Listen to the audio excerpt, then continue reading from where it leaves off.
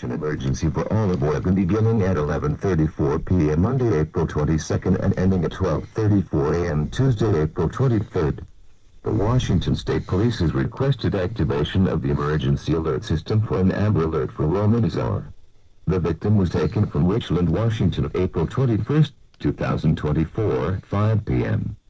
The suspect was driving a 2009 silver Toyota Corolla, license plate CBZ4745, Washington, last seen heading possibly headed to Mexico.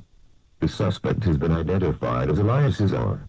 Suspect is described as 5 feet 6 inches with a medium build, brown hair, wearing black hat, black long sleeve, light blue jeans, black shoes. The victim is 1 year old and last seen wearing unknown. If you have any information about this incident, please contact the Oregon Amber Alert tip line at 1-866-5-AMBER-5, 1-866-526-2375, or call 911. This has been an activation of the Oregon Emergency Alert System.